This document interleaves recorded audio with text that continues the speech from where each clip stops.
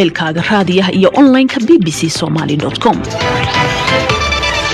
ciyaarihii ayaa inoo soo socda balse markan ugu yaraan 32 qof ayaa dhimatay in ka badan 160 kalena waa ay dhaawacmeen kadib markii wadanka Masar uu ka dhacay mid kamid ah shilalka tareen ee ugu xumaa muddooyinkan dambe. Mas'uuliyiinta wadanka waaxda tareenada ee wadankaasi Masar ayaa sheegay in 2 tareen oo rakaabka qaada ay isku dhaceen markii dad aan la garanayn xeebtooda mid kamid ah tareenadaas ay si degdeg ah break u qabteen halkaas oo qaar kamid ah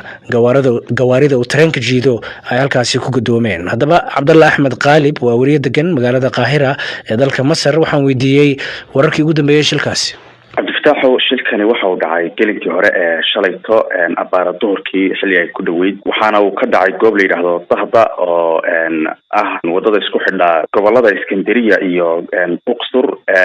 waxaana ilaa iyo hadda wararkii ugu dambeeyay xilli haddana kula hadlaya laga joogo 30 daqiiqo meelahaas wasiirka caafimaadka ayaa hadashay waxayna sheegtay in dadka dhintay tiradii markii koowaad ay sheegtay dawladdu aysan waxba iska bedelin inta badanna lala tacaalay dadkii dhaawac ahaa oo wax dib ka dhintay aysan jirin waxay sheegtay in dadka dhintay ilaa iyo hadda ay yihiin 32 qof halka dhaawacuna uu yahay 165 qof. dadkaas 165 ee ku dhaawacmay shilkaas tareenka ma ognahay halka lagu dabiibayo. dadka waxay dawladdu kala qaybisay dhaawacyada kuwa sahlan iyo kuwa culus. dhaawacyada sahlan oo kale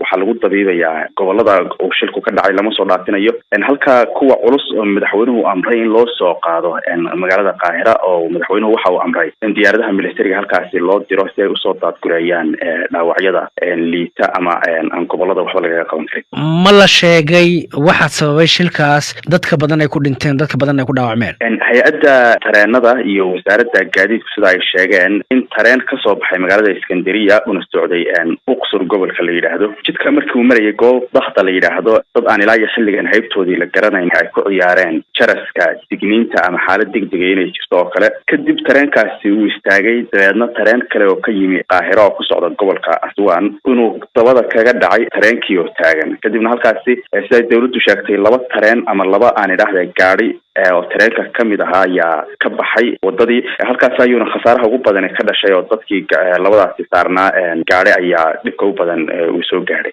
dawladda maxay ka tiri marka shilka? cabdifataaxo dawladdu way ka hadashay waxa ugu muhiimsanaa madaxweyne Cabdifataax al-Siisi oo ka hadlay iyo sidoo kale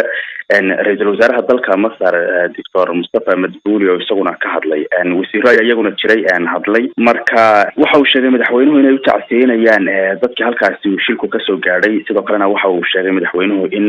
la siin doono magdhow iyo tacwiidaad u qalma dhibaatadii qoys kasta soo gaadhay dadkii halkaasi ay waxyeeladu ka soo gaadhay waxa uu sidoo kale madaxweynuhu amray inay wada shaqeeyaan wasaaradaha ay arrintan khusayso sida wasaaradda arrimaha gudaha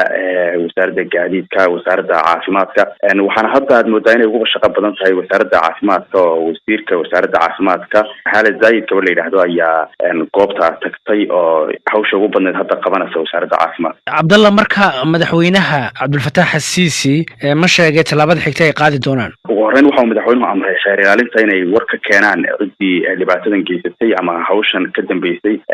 wuxuu kaloo madaxweynuhu sheegay inaan laga hadhi doonin lala xisaabtami doono cid kasta oo falkan ku shaqo yeelata. ugu horreyn waxa su'aal la weydiiyay labadii darawal ee la waday labada tareen sidoo kale madaxweynuhu waxa uu amray diyaaradaha militariga in la hawlgeliyo oo ay soo daadgurayaan dadkii dhaawac soo gaadhay cuslaa ay keenaan magaalada Qaahira. kaasi waxa uu ahaa Abdullah Ahmed Qalib oo ah wariye degan magaalada Qaahira wadanka Masar oo khadka telefoonka igu waramay markana ciyaaryahan eegna